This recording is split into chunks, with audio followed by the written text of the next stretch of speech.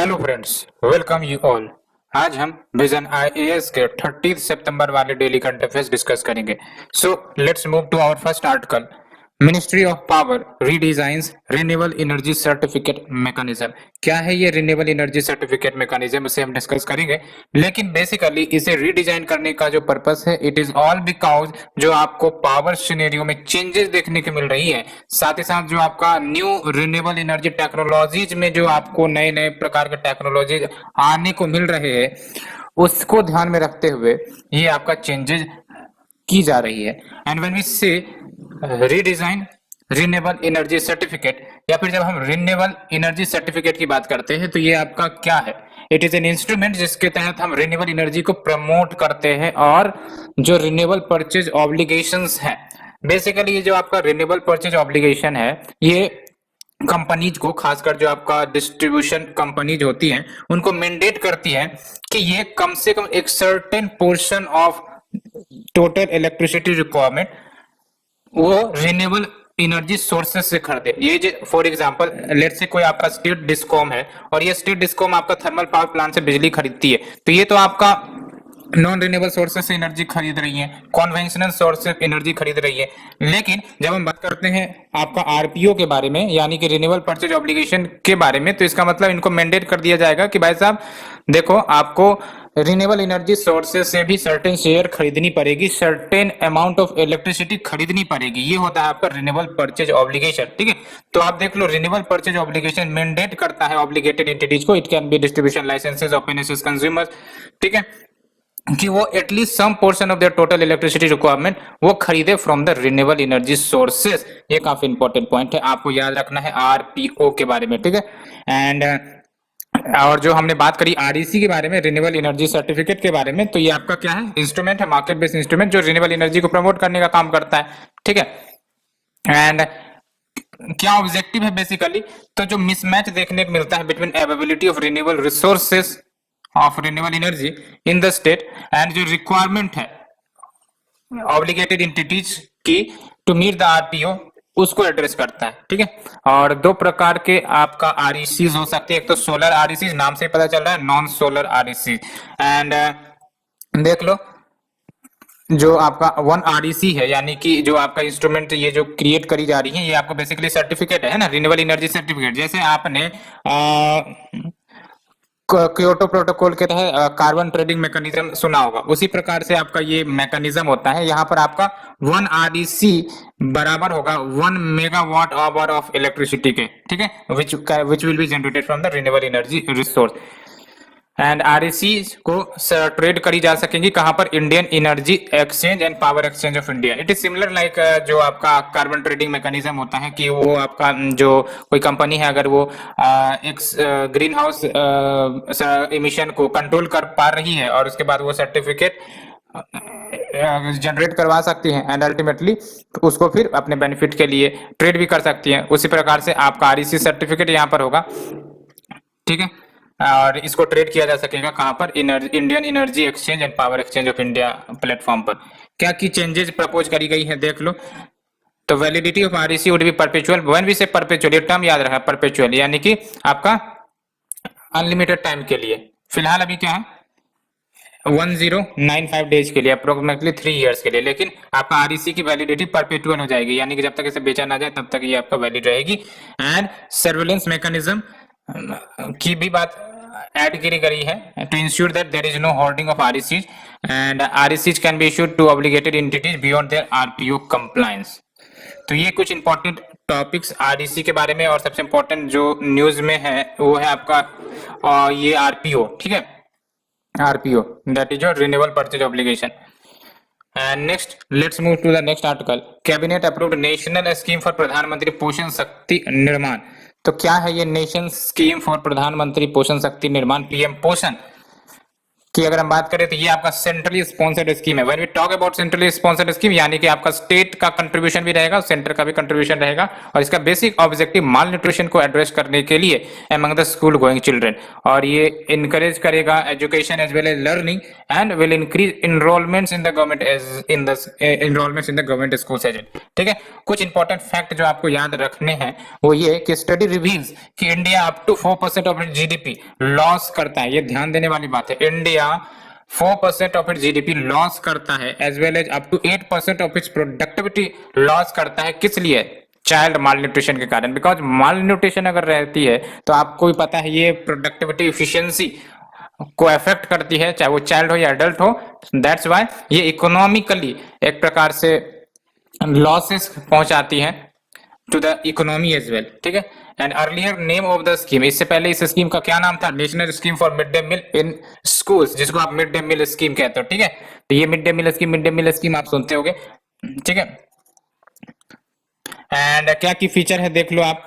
तो 5 year period के लिए अप्रूव किया गया है, यानी कि this will run between the period of 2021 to 2026। Okay, and एक और इंपॉर्टेंट फैक्ट यहाँ पर, ऑल स्कूल चिल्ड्रेन जो क्लास 1 से क्लास 8 तक पढ़ रहे हैं गवर्नमेंट के या फिर गवर्नमेंट एडेड स्कूल्स के, इनको 1 हॉट कुक्ड मील प्रोवाइड किया जाएगा। आजकल यूपीएससी प्रीलिम्स में ऐसे ही स्टेटमेंट पूछे जाते हैं, फैक्चुअल कम, लेकिन ये आपका एलिजिबिलिटी और बेनिफिट्स के ऊपर ज्यादा फोकस किया जाता है। ठीक है, तो ये सब पॉइंट्स आप याद रख सकते हो।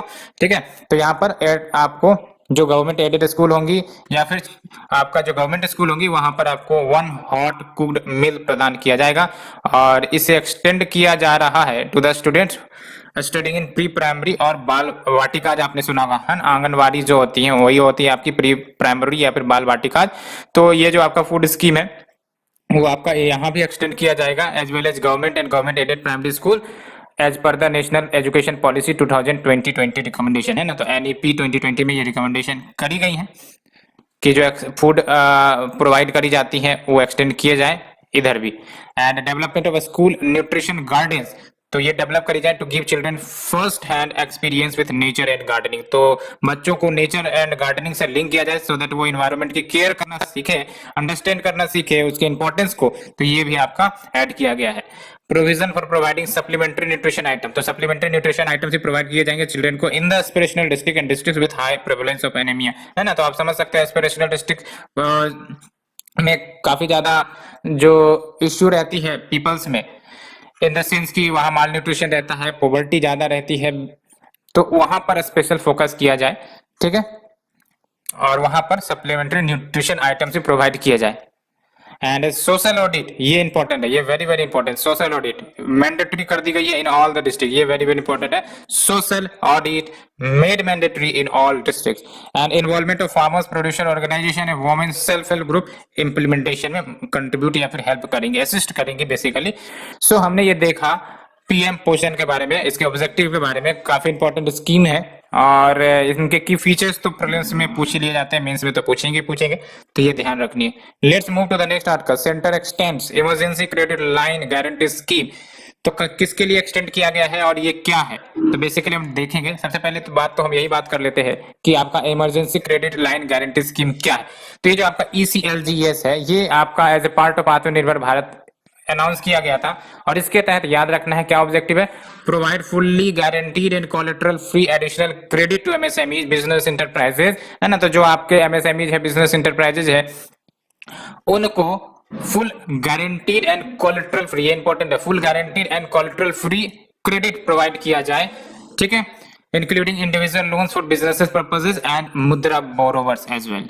एंड जो सीलिंग रखी गई थी इनिशियली 3 लाख करोड़ की, और इसको बढ़ाकर 4.5 लाख करोड़ का आपका आउटले रखा गया है। एंड क्या चेंजेस करी गई है देख लो, तो एक्सटेंड कर दिया गया है, एक्सटेंड कर दिया जाने का मतलब टाइमलाइन को एक्सटेंड कर दिया गया। अभी ये 2022 तक चलेंगी, और आपका देख सकते हो to support the various businesses impacted by second wave of कोविड-19। एंड अदर फीचर्स की बात करें तो ये जो आपका ECLGS है वो 100% गारंटी कवरेज, यानी कि अगर कोई बैंक लोन दे रहा है अंडर दिस स्कीम और जिसको दिया गया है वो लोन नहीं चुका रहा है, तो गवर्नमेंट गारंटी देगी कि भाई साहब अगर वो नहीं चुकाएगा तो हम आपको पे कर देंगे। ये होता है आपका क्रेडिट गारंटी, यानी कि जो क्रेडिट लिया गया है उस पर गारंटी देने का काम कहलाता है आपका क्रेडिट गारंटी। तो ये गारंटी ले कौन रहा है आपका, ये गवर्नमेंट ले रहा है, ठीक है। और ये ECLGS 100% गारंटी कवरेज प्रोवाइड करेगा by the national credit guarantee trust company to the member lending institution, यानी कि जो लैंड करेंगे पैसे, चाहे वो बैंक हो सकते हैं, फाइनेंशियल इंस्टीट्यूशन हो सकते हैं, NBFC हो सकते हैं, on guaranteed emergency credit line की। अगर आप इमरजेंसी क्रेडिट लाइन के तहत पैसे दे रहे हो तो गारंटी हम ले रहे हैं, अगर वो नहीं चुकाएगा तो we will be providing you. तो following sectors has been covered under ECLGS। तो देख लो, पहली बात तो ECLGS 1.0 में आपका MSME यूनिट, ये याद रखना, एलिजिबिलिटी पर ही क्वेश्चंस आज करा रहे हैं। तो MSME यूनिट, बिजनेस इंटरप्राइजेस, मुद्रा borrower, individual loan for business purposes. And ECLGS 2.0 जिसमें आपका 26 स्ट्रेस सेक्टर जो आइडेंटिफाई करी गई थी कामत कमिटी के द्वारा and health care sector. And ECLGS 3.0 deals with hospitality and travel and tourism, leisure and sporting and civil aviation sector. And next is your ECLGS 4.0 जिसमें आपके existing hospitals या nursing homes या clinics, medical colleges which is engaged in manufacturing of liquid oxygen cylinders। ये सब corona के कारण जो आपका डिमांड बढ़ी थी ऑक्सीजन सिलेंडर्स के लिए, तो उनको बेनिफिट पहुंचाने के लिए डिमांड काफी ज्यादा हो गया था, तो मैन्युफैक्चरिंग बूस्ट करने के लिए इनको भी एक्सटेंड किया गया है आपका, ठीक है। तो फेज वाइज में एक्सटेंशन हुआ है बेसिकली। तो कुछ आपको एलिजिबिलिटी सेक्टर याद रखने। Let's move to the next article.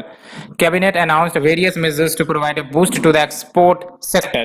तो एक्सपोर्ट सेक्टर को बूस्ट करने के लिए क्या क्या आपका इनिशिएटिव लिए गए हैं, देख लो आप। मेजर्स इधर है और डिसीजन इधर है। तो पहला है आपका continuation of national export insurance account, यानी कि NEIA का कंटिन्यूएशन किया जा रहा है।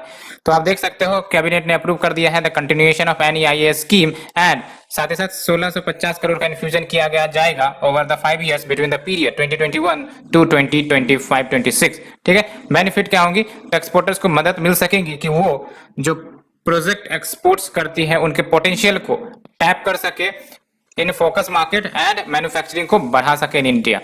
एंड NEIA ट्रस्ट की अगर हम बात करें तो ये ट्रस्ट है बेसिकली 2006 में स्टेब्लिश हुई थी, और ये प्रोजेक्ट एक्सपोर्ट्स को प्रमोट करती हैं from India which are strategic and national importance projects, ठीक है। And for example medium and long term project exports को प्रमोट करेंगी by enabling credit and political insurance. तो क्या करेंगी, पॉलिटिकल इंश्योरेंस प्लस आपका क्रेडिट फैसिलिटीज एक्सपोर्टर्स को basically provide करवाने में मदद करवाएंगी, ठीक है। We have discussed the second major is your capital infusion in export credit guarantee corporation, यानी कि ECGC। देख लो आप, तो गवर्नमेंट आपका 4400 करोड़ रुपीज इंजेक्ट करेगा ECGC में over a period of 5 years, जो आपका शुरू होने वाला है 2021 से 22, और ये आपका सपोर्ट प्रोवाइड करेगा एक्सपोर्टर्स को एज वेल एज बैंक्स को। तो देख सकते हो आप, एक्सपोर्टर्स प्लस बैंक के लिए सपोर्ट प्रोवाइड करेगा capital infusion in export credit guarantee corporation. तो ये जो आपका कैपिटल इन्फ्यूजन किया गया कितने का, 4400 करोड़ का। तो ये जाहिर सी बात है, पैसे आई हैं तो फिर आपका एक्सपोर्टर्स प्लस बैंक सबको मदद मिल सकेगी।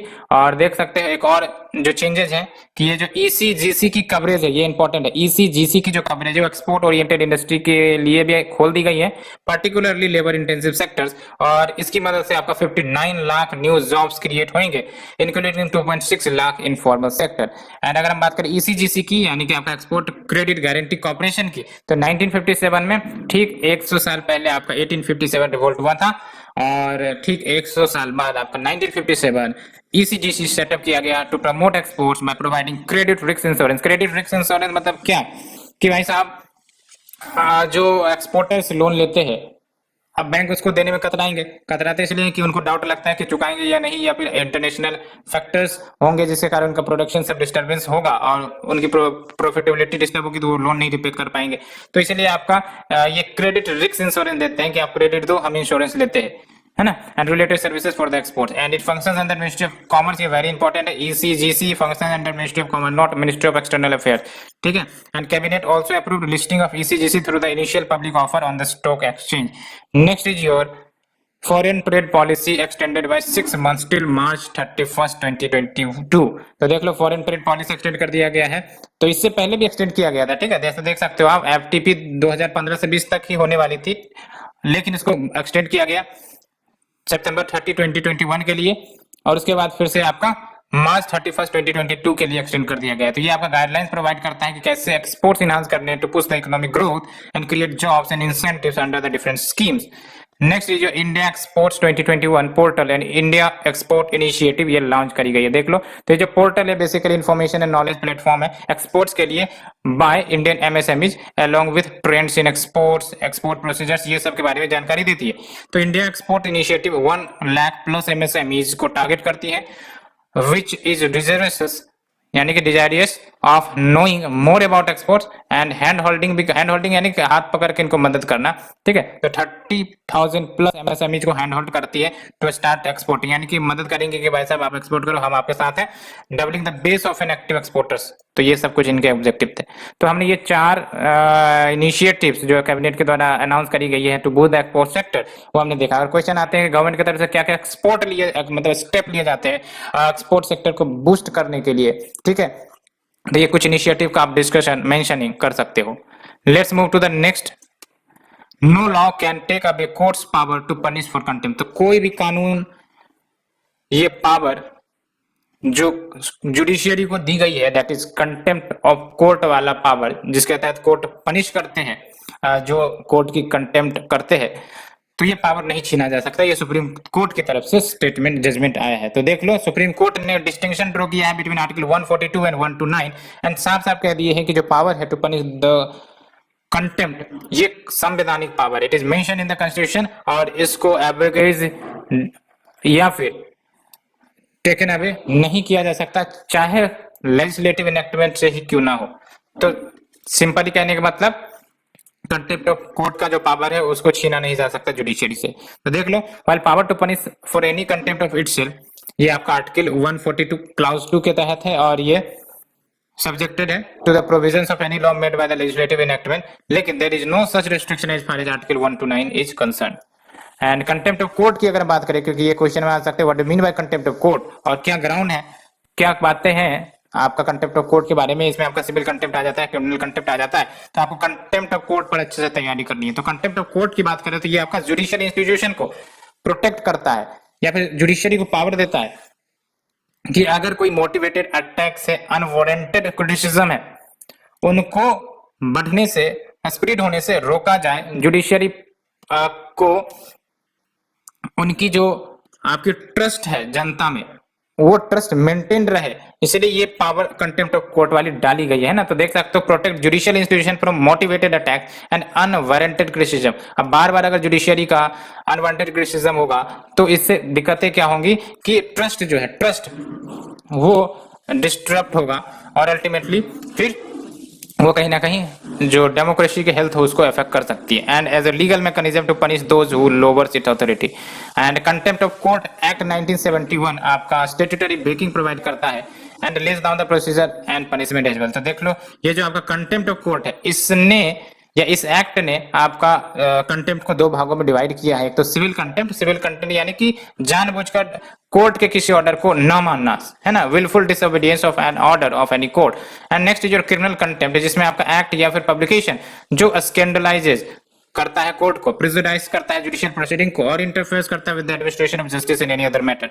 Next is your punishment for contempt of court is simple imprisonment for a term up to 6 months या फिर 2000 रुपीज का फाइन, या फिर दोनों। तो punishment of contempt of court में देख लो 6 मंथ या फिर 2000 का फाइन, या फिर दोनों। तो we have discussed all these article. Let move to the shorter news. Supreme court questions usages of banned fire cracker, क्योंकि ये न्यूज में आ चुकी है कि बैंड फायर क्रैकर कहीं ना कहीं आपका कुछ ऐसा कंटेंट इसमें होता है जो कहीं ना कहीं काफी ज्यादा हार्मफुल है। तो देख लो, Supreme Court fire cracker manufacturer को कहते हुए साफ साफ कह दिए हैं कि ये वायलेट कर रहा है the spirit of the 2018 judgment which bans the toxic ingredient. Supreme court ने 2018 में जजमेंट दिया था जिसमें साफ साफ बोला था कि फायर क्रैकर में टॉक्सिक इंग्रेडिएंट नहीं देने चाहिए, लेकिन अभी साफ साफ पता चल रहा है कि ये जो आपके फायर क्रैकर में तो टॉक्सिक इंग्रेडिएंट्स मौजूद है despite the supreme court decision to not include in that. तो देख लो, बैरियम देखने को मिला है आपका फायर वर्क्स में, ठीक है। तो क्या जजमेंट था सुप्रीम कोर्ट का 2018 में? तो supreme court in 2018 judgment on fire crackers manufacture, sale and use of joint fire crackers उसको बैन किया था, है ना। And because they cause air noise and solid waste problem. And also supreme court ने ban किया था certain chemicals, है ना। एक तो आपका जो है ज्वाइंट फायर क्रैकर्स या फिर सीरीज क्रैकर्स या लारीज, ये तो है ही एक। दूसरा ये भी था कि सुप्रीम कोर्ट ने बैन किया certain chemicals in composition of fire crackers. तो क्या क्या बैरियम नहीं होना चाहिए, है ना। और बैरियम के कारण देख लो फायर क्रैकर्स में आपको ग्रीन कलर देखने को मिलते हैं। लिथियम भी नहीं हो, आर्सेनिक भी नहीं हो, एंटीमनी भी नहीं हो, लीड, मरकरी, स्ट्रोंटियम, क्रोमेट, ये सब नहीं होने चाहिए। इन सबको तो बैन ही कर दिया था, ठीक है। एंड सुप्रीम कोर्ट ने manufacture and sale of only green fire crackers allow किया था, जो आपका सेफ वाटर रिलीज करता है, एयर स्प्रिंकलर्स जो लेस साउंड भी करते हैं, लेस लाइट भी इमिट करते हैं, या फिर इसी को इम्प्रूव्ड क्रैकर्स का नाम दिया गया था, which avoid the use of ash as filler material. Next is your defence acquisition council. तो देख लो रिसेंटली डिफेंस एक्विजिशन काउंसिल ने अप्रूव किया proposal of modernisation and operational needs of the Indian armed forces. तो क्या क्या approval मिली है इसके तहत? तो हेलीकॉप्टर्स को, guided munition and rocket mutation. और अगर हम बात करें डिफेंस एक्विजिशन काउंसिल की, याद रखना है defence acquisition council headed by defence minister और हाईएस्ट डिसीजन मेकिंग बॉडी है, जो डिसाइड करती है नई नई नीतियां, पॉलिसीज। कैपिटल एक्विजिशन को भी ये डिसाइड करती हैं तीनों सर्विसेज के लिए, याद रखना तीनों services, air, water, navy and Indian coast guard के लिए भी, जो इनको जरूरत पड़ेगी वो सब आपका यहाँ से अप्रूव होकर जाएगा। Next is your Kisan credit card scheme. तो देख लो न्यूज में इसलिए because more than 2 crore farmers have been given Kisan credit card under special drive, जो अभी फरवरी से चलाई जा रही थी। When we say about Kisan credit card scheme, ये आपके प्रीलिम्स में भी आ चुकी है 2020 के पेपर में। ये 1998 में आपका इंट्रोड्यूस करी गई थी और ये adequate and timely credit support farmers को प्रोवाइड करती है ना, adequate and timely credit support farmers को प्रोवाइड करती है, सो दैट वो कल्टीवेशन कर सके as well as other needs को भी फुलफिल कर सके। When we say other needs, याद रखना पोस्ट हार्वेस्ट एक्सपेंसेस, है ना, यानी कि उन्होंने हार्वेस्ट तो कर लिया, अब इनको लेट से कि कहूं पहुंचाना है, अपने प्रोडक्ट्स को लेकर जाना है कहीं पर, उसके लिए खर्च आएंगे, पैसे नहीं है, तो ये आपका किसान क्रेडिट कार्ड मदद कर सकेगा। कंजम्पशन रिक्वायरमेंट्स के लिए भी यूज हो सकेंगी, है ना। और ये जो स्कीम है इसको फर्दर सिंप्लीफाई किया गया 2012 में, और अब इलेक्ट्रॉनिक केसेस भी इश्यू करी जाती है, याद रखना इलेक्ट्रॉनिक केसेस भी इश्यू करी जाती है। एलिजिबिलिटी याद रखो आप, स्मॉल फार्मर से, मार्जिनल फार्मर से, शेयर क्रॉपर से, ओरल लेशी टेनेंट फार्मर से, सेल्फ हेल्प ग्रुप से, ज्वाइंट लायबिलिटी ग्रुप से, ठीक है। ये एलिजिबिलिटी खासकर आपको याद रखनी है, ठीक है। Small farmers, marginal farmers, share croppers, tenant farmers के लिए भी, ठीक है। ये आपका देख लो, ये इंपॉर्टेंट है, टेनेंट फार्मर्स के लिए भी है, ठीक है। Self help groups and joint liability group. Facility of KCC is also extended to farmers practising animal husbandry. ये तो 2019 का या 20 का ही डिसीजन था कि इसको एक्सटेंड किया गया एनिमल हस्बेंड्री के लिए, फिशरीज के लिए related activity. Next is your ordnance factory board. तो देख लो मिनिस्ट्री ऑफ डिफेंस ने इश्यू किया है orders for dissolution of ordnance factory board. तो इसको डिसोल्व कर दी जाएंगी with reference to October 1 to give shape to long awaited reform plan to corporatise OFB, ठीक है।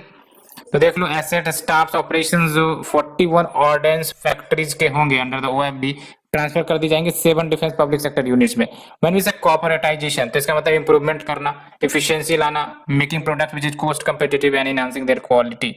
एंड ओएफबी आपका production, testing, logistic, research development, इन सब कामों में इंगेज रहता है, and marketing of comprehensive product range in the area of land, sea and air systems. Next जो ease of logistics portal launch करी गई है, किसके द्वारा? Federation of Indian export organisation के द्वारा, to facilitate container demand fulfilment in a systematic manner, जिसमें एक प्रोविजन भी एक्सपोर्टर्स के लिए कि वो अपने रिक्वायरमेंट्स को भी पोस्ट कर सकते हैं इस पोर्टल पर। और अगर हम बात करें FIEO की, जिसने इसको लॉन्च किया है, तो apex body export promotion organisation की है, और ये jointly ministry of commerce and private trade and industry के द्वारा मिलाकर बनाई गई थी, ठीक है। और पोर्टल आपको एक्सपोर्टर्स को एंड लॉजिस्टिक सर्विस प्रोवाइडर्स को एक साथ एक प्लेटफॉर्म पर लाती है to discuss and finalise the business, ठीक है। And it gives visibility of exporters logistic requirement, जैसे ओशन फ्राइट की जरूरत है तो ये, एयर फ्राइट की जरूरत है तो ये आपका विजिबिलिटी ऑफर करती है एक्सपोर्टर्स को on pan India level to be fulfil by logistic service providers, है ना। तो नासाज ल्यूसी मिशन, तो ये न्यूज में आई है बिकॉज ये फर्स्ट स्पेस मिशन होगा जो जुपिटर के ट्रोजन एस्टेरॉइड्स को स्टडी करेगा। याद रखें NASA's Lucy mission to study Jupiter's Trojan asteroid and to get new insights information into the solar system formation, जो आपका 4.5 बिलियन ईयर्स एगो तैयार हुआ था हमारा सोलर सिस्टम। और अगर हम बात करें ट्रोजन एस्टेरॉइड की, तो क्या है? ये आपका जुपिटर से एसोसिएटेड है और कहा जाता है कि ये आपका रेमिनेंट है प्राइमोर्डियल मटेरियल का, जो आपका आउटर प्लेनेट्स को बनाया था, है ना। इनर प्लेनेट्स, आउटर प्लेनेट्स आपको ही पता है, मार्स के बाद से आपका आउटर प्लेनेट शुरू हो जाता है ना। इनर प्लेनेट्स आपका मरकरी, अर्थ, वेनस, मार्स, है ना, ये इनर प्लेनेट्स है। तो आपका जो आउटर प्लेनेट्स के रेमिनेंट है उनको आप ट्रोजन एस्टेरॉइड कहते हो। और जो ट्रोजन्स है ये सन को टू लूज ग्रुप में ऑर्बिट करता है, with one group leading ahead of Jupiter in its path and the other is trailing behind. Next is your long range reconnaissance and observation system, ठीक है, लोराज। और ये रिपोर्ट करी जा रही है कि जो सिक्योरिटी ब्रीचेज है उसको प्रिवेंट करने के लिए इंडिया एनहांस करेगा लोराज को along the borders with China and Pakistan, क्योंकि सिक्योरिटी कंसर्न्स काफी ज्यादा हो रही हैं आजकल के समय में, आप देख ही रहे हो, है ना, जिस प्रकार के आपको ये न्यूज में देखने को मिलते हैं। तो इसलिए इसी को ध्यान में रखते हुए सिक्योरिटी को स्ट्रेंथ करने के लिए ये आपका डिसीजन लिया जा रहा है। और ये लोराज आपका सेंसर सिस्टम है जो long range day time and night time surveillance provide करेगा, और ये काफी इफेक्टिव रहा है in counter fitting the infiltration, क्योंकि काफी अच्छी सटीक जानकारी आपको दे देती है। अर्लियर डीआरडीओ ने बॉर्डर सर्वेलेंस सिस्टम हैंड किया था बॉस, जो कि all weather electronic surveillance system है इंडियन आर्मी के। नेक्स्ट ये लोकेशन इन न्यूज, इजिप्ट को देख लो।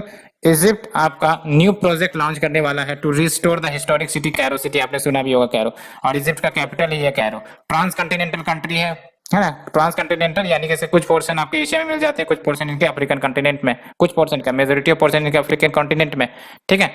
तो मेनलैंड पार्ट ऑफ अफ्रीका तो अफ्रीका में है, और सिनाई पेनिनसुला एशिया में, याद रखना है सिनाई पेनिनसुला आपका एशिया में है, और ये लार्जली डेजर्ट रीजन है। River Nile is the life line of the Egypt, ये है आपका नाइल डेल्टा भी बनाते हैं मेडिटेरियन में। एंड रिवर नाइल की बात करें तो ये लेक नशीर से लॉन्च होती है, ठीक है। तो नाइल नशीर, लेक नशीर से आपका स्टार्ट होती है, which is a reservoir created by Aswan dam which is world's largest embankment dam, और ये आपका मेडिटेरियन सी में ड्रेन करती है आपका मेडिटेरियन, ठीक है। स्वेज कनाल की बात करें तो ग्लोबली इंपॉर्टेंट वाटरवे है, और ये मैरीटाइम रूट को शॉर्ट कर देती है between the Europe and Indian and western Pacific Ocean by connecting the Mediterranean Sea with Red Sea. तो आप देख सकते हो अगर स्वेज कनाल नहीं होती तो व्यक्ति को यानी कि शिप सबको आपका केप ऑफ गुड होप की तरफ से जाके यूरोप जाना पड़ता है, लेकिन अभी डायरेक्ट यहाँ से चली जाती है, तो काफी ज्यादा टाइम रिड्यूस करी है जब से ये आपका स्वेज कनाल एग्जिस्टेंस में आया है, ठीक है। और फिर आप देख लो next is your places in news, that is Tunisia. तो ट्यूनीशिया आप यहाँ पर देख लो, ये है आपका ट्यूनीशिया, ठीक है, ये भी अफ्रीकन नेशन ही है। तो आपका रिसेंटली नाजला बॉर्डन रोमधान ये अपॉइंट किया गया, यानी कि नाजला बॉन्डेन रोमधान ये फर्स्ट फीमेल पीएम ट्यूनीशिया की अपॉइंट हुई है, and first for Arab world as well. ये काफी इंपॉर्टेंट पॉइंट है, इट इज नॉट कि बस मेंस के लिए काफी इंपॉर्टेंट पॉइंट्स हो सकते हैं, ठीक है। और आपका तो first female PM of Tunisia. And Tunisia की बात करें तो कैपिटल ट्यूनिस है, नॉर्थ अफ्रीकन कंट्री है, और मेडिटेरियन सी से बॉर्डर करती है। ईस्ट साइड में सहारा डेजर्ट है, देख लो ईस्ट साइड में सहारा डेजर्ट है, नॉर्थ में आपका मेडिटेरियन है, ठीक है। River Medjerda biggest water body है, जबकि southern region of Tunisia just sandy desert, तो सदर्न इधर सहारा वाले में आ जाता है, इसलिए sandy desert. Next Mount Chambi highest peak है आपका यहाँ पर, and Djerba island which is located in Gulf of Gabes, ये बिगेस्ट आइलैंड है नॉर्थ अफ्रीका की, ठीक है। ये आपको गल्फ ऑफ गैप्स याद रखना है आपको, ठीक है, ये मेडिटेरियन सी के अलोंग ओपन होती है, ठीक है, गल्फ ऑफ गैप्स ये याद रखना है। सो फ्रेंड्स हमने आज डिस्कस कर लिया ऑल द डिटेल्स, आज के लिए इतना ही। Thank you friends, thank you very much.